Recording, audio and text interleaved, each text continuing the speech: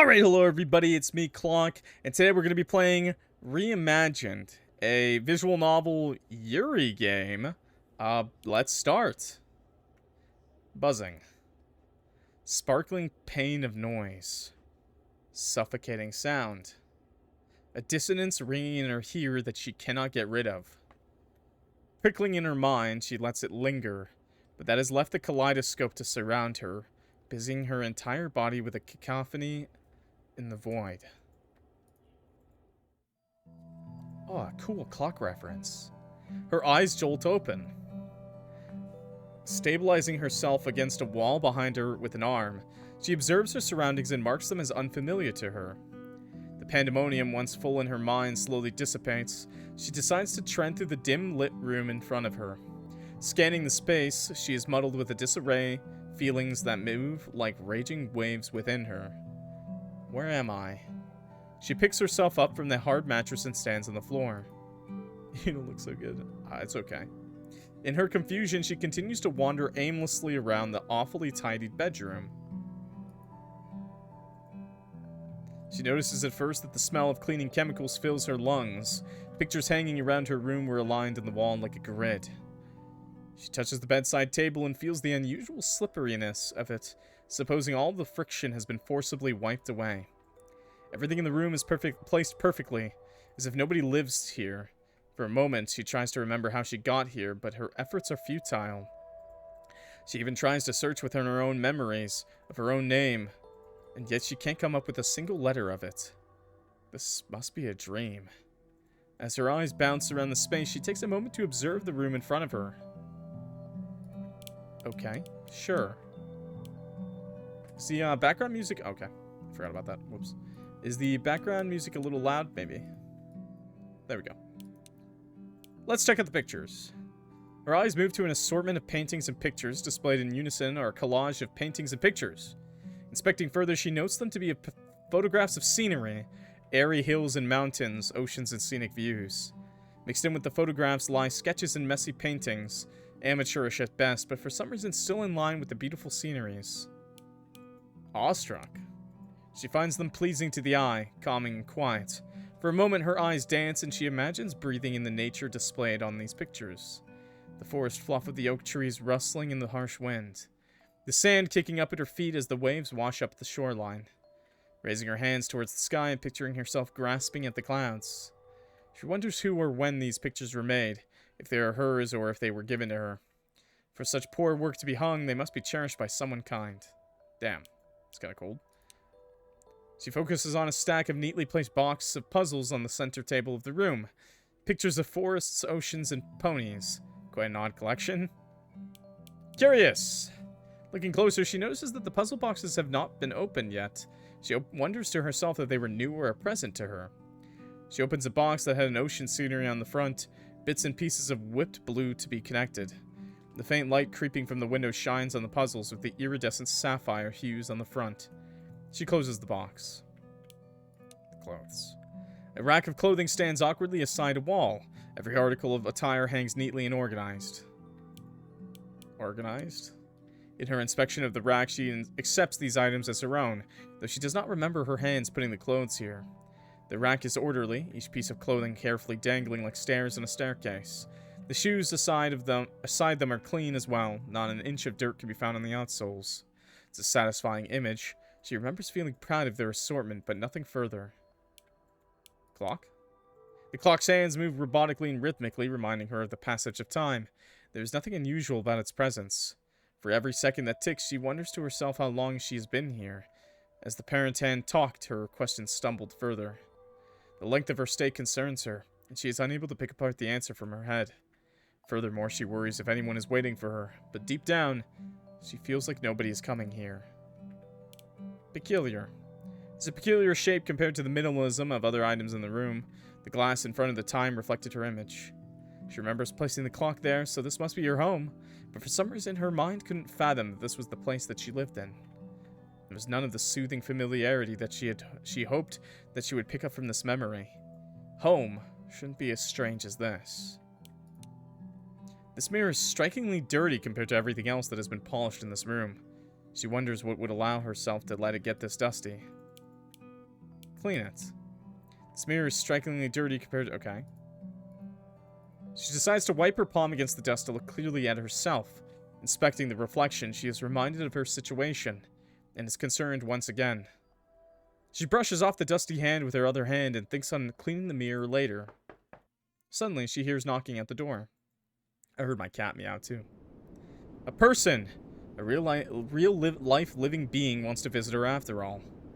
Turning around, her hands hover over the doorknob, but an invisible barrier, her hesitation, prevents her from turning it for a moment. She stands still without opening it until her thoughts are interrupted by the knock again. Fear and curiosity conjure in her mind as to who or what lies on the other side. Before she can open the door, she hears the jangle of keys, and the door creaks open.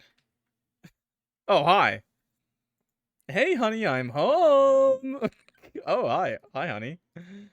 She stands uncomfortably, confused as to who this person is and what they are doing here. The person has an apron full of colorful stains and wrinkles draped around them. Cute. They give off a sort of weird awkwardness in their stance, like they do not belong in this pristine space. They smell like coffee and syrup, a sweet homey smell compared to this bedroom that is washed out with bleach. Oh!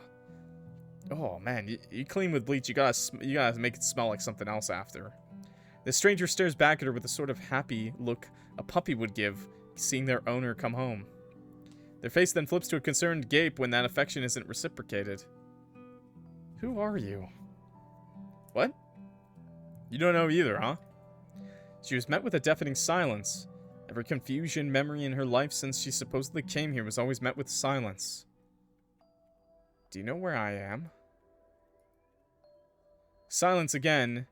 Every non-response just tells her that the stranger knows something she doesn't. Do you know where we are? This stranger continues to leave her remarks unanswered. Their expression shifts from concern to frightened to a deepening guilt. Why won't this person answer her? What does she have to hide? Can you please say something? Anything. Her confusion tips over to frustration. At a fundamental secret she is for certain the stranger knows. Finally, she begs the question at the looming locked gates of secrets that weighed on her mind the most. Do you know who I am? As they leave her questions unanswered, she grows frustrated. Sparks of that noise when she woke up begin to come back. She can feel it from within. The bubbling echoes of sounds in here and there. Her brain fizzles and fries. Multitudes of shapes, colors, lights. Things start clouding her ebbing vision that shows the stranger. The sensation overwhelms her so much that she holds her head with her hands to try to ease herself from an extraordinary unknown. I'm sorry. I do know. Her mind steadies at the words. What do I have, like... memory problems. Breathe in, breathe out. Everything is okay. She will find out in due time. I hate being like this. I know what you said, but you've really gone too far, and you knew this would happen. She knew that this would happen. Whatever could they mean by this? Do you really not remember anything? I can't. Please, could you explain to me what is going on? The stranger moves to the kitchen, opening a drawer that shines brightly once opened. Ah, flashbang! Literally, she pulled a flashbang out of there. From it, she draws a light, sparkling, bright and noisy. The stranger brings it to her. What is this?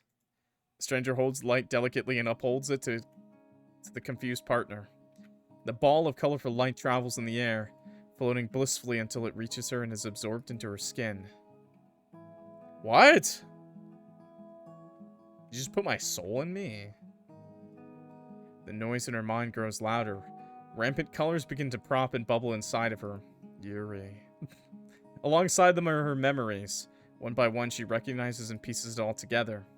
She remembers her home, which she has spent diligently cleaning until it was unrecognizable. Even the slightest speck of dust that shone from her bedroom window drove her mad. She remembers work, which she dreads sitting in the plastic-wrapped chair and staring at a computer for 7 hours. It didn't matter if she worked, because everything she worked for was always overlooked. She was simply another worker in the many cubicles in the building. She remembers her lover, who has embraced her during her proudest and darkest moments. Memories bubble of her hurting her love. I don't know where my cat is. He's, like, upset. She, the monster, has done reprehensible things to her, was still held in her forgiving lover's arms. As she recalls, she can feel cracks of light within her, splitting and breaking the confines of her skin. In its remembrance, she sees its beauty and its pain, a recognition of what she is and all she tries to be. Has this been all she's lived for? Has this been what she was trying to avoid? She falls to her knees. Yeah, my cat wants pets for sure. Her lover. Are you okay? As her heart beats, she remembers what she tried to hide. Her light kept within, a beam of radiance that she could not hold any longer. She remembers the final confrontation with her love. It was her lover's hesitant agreement to this plan, to forget who she is, to forget that part she despises.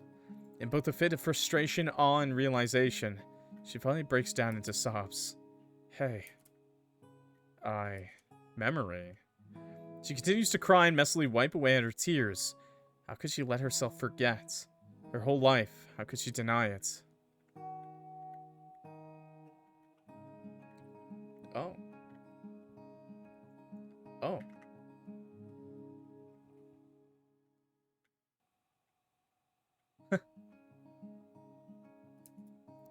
Her partner embraces her. She feels her partner's arms wrap around her and the usual smell of coffee stuck to her apron. You see, like, eyeball, smiley face. Her partner's messy hair tickles her neck as she moves in closer.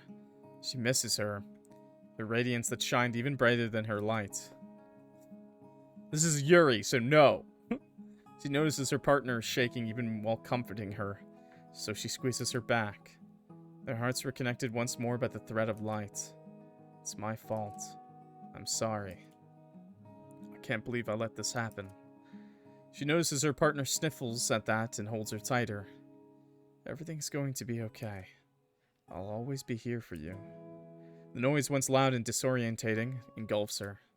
She accepts it, the pain quickly dissolving to a homeliness. She lets the light bubble and spark out of her skin. Shine pours from her veins, her skin melts away, and she lets herself be in the moment. Her partner, who could die by her partner's embrace, held her even tighter. I never want to forget what I am. The end. Oh. Okay. Oh. Okay. I want to go through it and just try it again with the other options, I guess. The other, like, dialogue options. Obviously a really short visual novel. I knew that going into it. Not much. Ghost. This was really short, actually. Hi, Ghost. Engine Rumpy. Okay, thanks, guys, for making the game. I really appreciate that. I'll try the other dialogue options. I don't know if there's a second ending to this, but interesting. Very nice dialogue. Now, why did she forget? Thanks for playing. Thank you for making the game. Let me just load that. Let me just try. Let me just try using the other options. Skip. Okay, dull. Staring deeply, she finds herself devoid of emotion in these pieces. Drab. Dull. Nothing. Her eyes wearied at the rare array of places. She wonders why she is even looking when there's nothing to be found here. The artist behind this chaotic display ought to find other hobbies, she thinks to herself. Okay. Restricted. Uniform. If this is her clothes, then it must be from a place that she does not allow casual attire. Even worse, she wonders if she has picked these outfits herself, which she has likely. She cannot remember where she works, but announces in her mind that only a stuck-up person would wear such clothes. She grows frustrated in believing this is her home. Irritation pricks deeply into her skin as she stares more at her clothes. Okay. Chaotic. She wonders why anyone could ever enjoy an activity such as this, putting pieces together to create a picture meaning nothing. Such a useless experience. A waste of time. There are better things to do, she's sure of it. Though she cannot remember anything productive that she would do if she could. A cold reminder of her forgetting. Oh, the clock. Constraining. She remembers breaking a previous clock. This clock was not the first to be here, not the first to stay steady on the wall. Clumsy her hands are, she remembers something, and something she wishes she has not. She thinks about how much she despises this clock. What the hell, bro? Every clock in her sight. What the hell, man? Every single clock in existence. I did nothing! All time does is constraint, rule, and burden. Okay, you know, or you can live your life, you know. Don't let me stop you. We'll just keep ticking. She grows frustrated at its looming presence, but nothing happens. Okay, last thing. Avoid the mirror. She does not want to look at it. A subconscious tells her not to. Something deep inside of her, where that buzzing feeling lies in a cage locked up for a greater good. Her image was forbidden from her eyes. Growing fearful of the mirror, she quickly turned away. This assortment of items details a life, her life. Though strange and unfamiliar, she starts to paint a picture of who lives here, of how she lives. Suddenly, she hears knocking at the door. She feels irritated, being disturbed by the abrupt sound. Turning around, her hands hover over the doorknob, but an invisible barrier, her hesitation, prevents her from turning it for a moment. Stands still without opening again her thoughts, until her thoughts are interrupted by the knock again. She was curious about who lies on the other side, but then she figures that they would have had to harm her. There must be a reason why she is here. Before she can open the door, she hears the jangle of keys and the door creaks open. Okay, hey honey, I'm home. Stands uncomfortably confused as to who this person is and what they're doing here. Has an apron full of colored stains and wrinkles draped around them to give some sort of weird awkwardness in their stance. Perhaps an act of a perpetrator to appear innocent. The smell of coffee and syrup, a sickeningly sweet odor that could give her a noise-induced migraine again. The stranger stares back at her with the sort of happy look a puppy would give seeing an owner come home. The face then flips to a concerned gape when that affection isn't reciprocated. What are you doing here? She met with a deafening silence. Every confusion memory in her life since she supposedly came here was always met with silence. The person in front of her nervously smiled at that, clearly an expression admitting guilt, she thought to herself. Heh, is this a joke? Do you know where I am? Silence again. Every non-response just tells that the stranger knows something that she doesn't. Tilt their head and put their hand on her shoulder. Are you okay? Do you know where we are? Oh goodness, are you feeling sick? Where does it hurt? The way the stranger ignores her questions frustrates her, but her calmness marks her as someone safe. How long have you been up to? Yeah, we're playing a Yuri game. I think we're playing a Yuri game about someone who has memory problems. I don't know. You're acting strange. Do you remember falling or injuring yourself at all? She puts her palm to her head and says truthfully, I don't remember anything. I think we must see a doctor. How can you not remember anything? Her head rings, a throbbing ache, that noise again, that daze. She wobbles, struggling to stand up. They pull her arm to their shoulders and help her walk to the car. Two head to an ER. Once confronted with a doctor, they are unable to determine what has happened to her. They say she may have a severe concussion. She is instructed to rest and to come back another day for a scanning. Slowly, she begins to remember certain things both in time and her so-called partner's explanations. Blank's her name, blank is her partner. They live what seems to be a boring life in the city, working and making ends meet. She works in an office of blank, a desk job, and she put in a sick week request to ensure she had time to rest. Slowly she remembers how they met, how she got her job, her education, her hobbies, but throughout all of them, something was still not quite right.